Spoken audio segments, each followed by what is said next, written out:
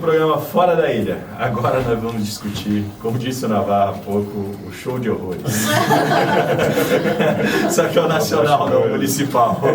A gente vai discutir agora conjuntura nacional que aconteceu aí no dia 13. Para mim, uma loucura. Inclusive, achei que foi menos tenso do que das outras vezes. Até achei. Tinha menos gente também. Ao meu ver, não teve mais gente, assim, tanto mais gente. Inclusive isso é meio polêmico, a maioria acha que foi muito mais gente e tal. Eu não achei isso tanto. Em Cascavel mesmo foi menos. Cascavel não teve tanta gente. Dia 13? Não, em São Paulo foi bom. São Paulo deu, pelo que eles estavam falando, 23 quarteirões. Ontem eu e o pessoal estavam fazendo as contas de quanto que dava por quarteirão. A gente chegou nas contas de 700 mil pessoas no dia 13. E ontem, no dia 18, que era o ato de defesa do governo, em torno de umas 250 mil pessoas. Mais ou menos pelas nossas contas lá, deu nessa base. Isso é bom, inclusive, se você considerar que você está defendendo o governo, ter 250 mil pessoas numa pancadaria dessa... Foi surpreendente. Eu também. Eu pensei que não fosse ter tanta gente. Eu fiquei bastante surpreso. E no país todo, eu peguei algumas fotos de Salvador... Curitiba foram 30 mil. Rapaz, o Acre reuniu gente. Então, a hora que no Acre reúne gente, porque não estava reunindo em nenhum ato, o Acre conseguia reunir muita... Só nem lembro do Acre. Né? Aí outra preconceituosa aí, ó. Olha a xenofobia. Mas é uma piada, gente.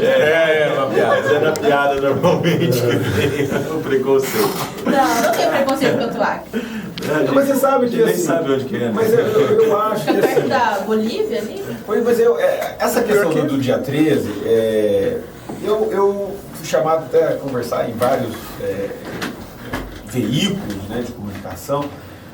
Eu acho bom, é muito interessante você fazer com que essas passeatas. É claro que tudo pode ser, olha, mas por que você está falando? E as contradições aparecem. Tanto do nosso lado, né? É democrático, É democrático. Eu também estou insatisfeito, eu faço parte de um determinado grupo de pessoas, estou insatisfeito e eu quero participar. Ainda que seja geral, mas assim, mostra uma insatisfação, é importante. Aí, poderia-se falar de corrupção, já que você então é tão favorável contra a corrupção. Que história é essa de uma empresa, através de um contrato, poder ganhar, quem é que ganhou, quem deixou de ganhar? Não se teve essa discussão. E aí as pessoas se reúnem e você acha, tudo bem, a corrupção. Aí nós vemos pessoas lá que nós conhecemos e essas contradições começam a aparecer. Então pessoas bradando todo tipo de situação e quando vê ela, por exemplo, participa de organizações que é altamente corrupta. Ou, de alguma forma, pessoas que ela trabalha para determinado tipo de empresa que sonega todo tipo de apoio aos seus trabalhadores, por exemplo. Vou te dizer que é pior, assim, um dos pontos que me incomodam não é a questão dos atos, porque eu acho os atos democráticos. Sim, claro. Eu acho que você lutar, se você não concorda com o governo, você vai brigar, você tem todo o direito de ir para a rua, de apresentar a sua luta, apresentar, enfim, o que você entende que seria o melhor para o país. Agora, assim, o ato você joga num senso comum muito grande. Você diz, olha, eu sou contra a corrupção. E pronto. Eu não sou. Quem que é contra? Quem que é a favor da corrupção? Eu acho que o sistema, ele é muito complicado. O sistema político nosso, ele é feito para ser corrupto. Porque um vereador que precisa gastar 400 mil reais numa campanha, ou um presidente que precisa gastar 400 milhões de reais para uma campanha, não tem como você conseguir esse dinheiro a não ser de outras maneiras, de maneiras mais escusas. Então, você pega esse empresário que é fornecedor e às vezes ele, para conseguir um negócio um pouquinho melhor ou para conseguir o negócio, ele mesmo entra nessa lógica. E esse cara estava no dia 13 também, brigando contra a corrupção. Na cabeça dele, me parece que ele não entende que o que ele está fazendo é corrupção, que aquilo é negócio, e negócio pode. Agora, ele é o corruptor, ele está dando dinheiro também para o pessoal. Então, eu sinto assim, especificamente falando da questão da corrupção, é muita demagogia de algumas pessoas que estão lá. Assim como boa parte daquelas pessoas efetivamente querem mudanças. Sim. Elas querem buscar isso. E esse eu acho que é o lado bom das manifestações do dia 13. Assim como a manifestação do dia 18, você tem algumas pessoas lá que me parecem meio cegas também. assim, que estão num outro mundo, dizendo, olha, nada está acontecendo, jamais aconteceria disso. A gente estava falando há pouco de religião, é quase uma religião. Aquilo de lá, você chega lá, os caras, é absurdo, se você falar qualquer coisa contra, e você concordar que efetivamente tem corrupção no governo, porque para mim, eu tenho convicção disso. Não, tem corrupção nesse governo, teve corrupção no governo anterior, teve no anterior, vai ter no futuro governo. Então, essas duas coisas, esses dois extremos são complicadores para mim, são complicadores. Isso é um ponto, é o ponto da manifestação, do direito de você estar fazendo. O segundo ponto é o ponto das instituições. De você fazer, você querer romper com o sistema, para mim, democrático, foi eleito, você querer construir um impeachment em cima de uma lógica que não me parece a lógica mais plausível. Então, mas se você... É isso, acho que você tocou... É isso, para mim, eu já vinha tempo pensando nisso, porque, né, a gente... Pô, eu preciso chegar num ponto que, olha, e como é que eu explico isso? Né, de uma maneira bastante objetiva. Instituições. Chegamos num ponto em que as instituições, elas funcionam. Então, assim, eu não quero nem colocar a questão ideológica, que ela existe em qualquer lugar do mundo. Mas, ó, eu tenho uma polícia que, se você chegar lá na polícia, ela é obrigada a te dar uma resposta. E nós sabemos disso. Então, as pessoas podem não ter a sensação de que o judiciário funciona. E o judiciário, a todo momento, ele tenta resgatar isso. Tanto, e abrindo um parênteses, logo eu fecho, que todo o judiciário vê no Moro essa redenção. Eu participei ano passado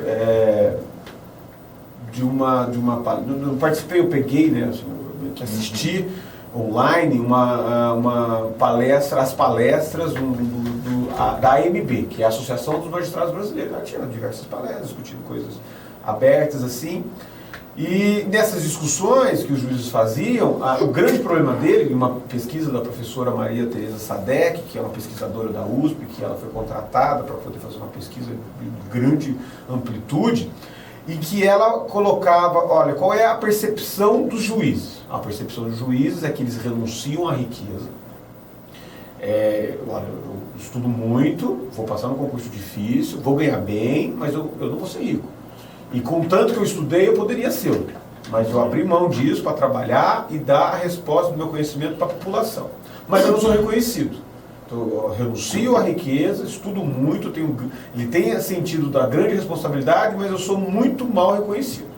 Aí essa professora voltou a mesma pergunta para a população. População, não, judiciário, não. Eu não gosto de judiciário porque ele não me dá resposta, ele é moroso, ele é injusto, ele protege os ricos e ele não consegue acalmar a população. O juiz tem essa percepção do trabalho dele, não é reconhecido desse trabalho, que ele não recebe esse feedback, eis que surge o Moro. A redenção. Ele é herói para todo mundo. Quinta-feira eu estava no Tribunal de Justiça do Paraná, fazendo defesa de alguns clientes ali. No meio do caminho ali teve um recesso, os desembargadores começaram a conversar entre eles. Estava só eu e mais dois advogados ali, meio que virou um bate-papo. E eu encostei ali e comecei a ver a percepção deles. Para mim não houve diferença, e é justamente isso. E eu lembrei sempre dessa pesquisa, e eu consegui ver isso, de como os desembargadores, ou seja, eles estão num nível maior do que o juiz de primeiro grau, porque eles passaram por todo o crivo, trabalharam 25 anos, 26 anos lá embaixo, e agora foram escolhidos pelo tempo de serviço e pela qualidade que eles têm para poder fazer um julgamento de revisão, ou seja, tem que ter um conhecimento mais apurado. E todos eles, assim, babando horrores no Moro. Para mim, assim, o Moro surgiu realmente como o herói. E muito mais também pela situação que ele acaba produzindo de não se dar o direito de poder fazer as manifestações. Né? Ou seja, ele não aparece, ele não vai em programa da Ana Maria Braga, ele não vai no Raul Gil, eu nem sei se o Raul Gil existe ainda, no Silvio Santos, ele não vai no Gugu, e aí ele se preserva. Então ele se torna um cara imaculado, em que todo mundo põe nele por conta do trabalho que lhe caiu como um serviço de obrigação. Não foi ele que escolheu. E nem ele foi escolhido, olha, Moro, você é muito top, cara, você vai... E aí nós vamos escolher o Paraná, porque a tua formação é muito sensacional, você cuida da gente. Não foi isso. As regras do jogo, que tudo isso aconteceu, já estavam estabelecidas.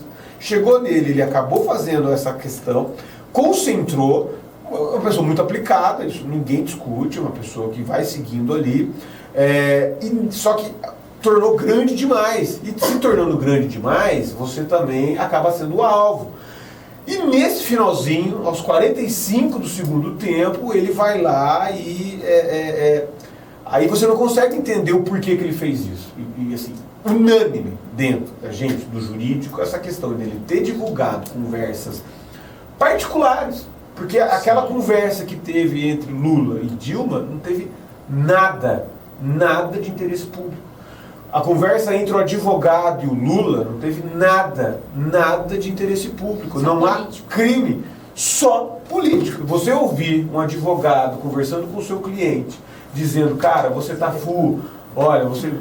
Conversa particular. Particular. E é esse o grande problema. Pode ser que as pessoas, e eu ouvi muito isso, e é isso que me chama muita atenção, pessoas admitindo, mas o que é a conversa existiu, e para o bem da nação, não tem problema nenhum. A gente retoma o nazismo.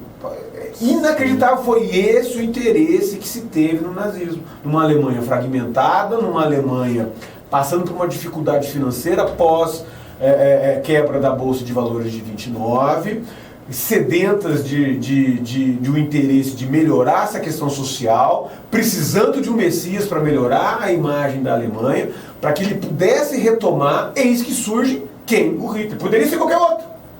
Foi ele. E ele, num discurso que soube aproveitar bem o discurso, ele apareceu e acabou assumindo a responsabilidade de conduzir a Alemanha, e ele foi unânime, assim, ele tinha um vínculo violento. E quando eu vejo as imagens do dia 13, quando eu vejo as imagens do dia 18, de você, de alguma forma, idolatrar e não venha aqui tanto de um quanto o outro, para mim é tão pernicioso quanto. Eu acho o Lula uma figura emblemática, mas esse endeusamento de Moro versus Lula é absolutamente incoerente. Porque aí você tira o debate, você retira e bota na pessoa uma questão que ela é social.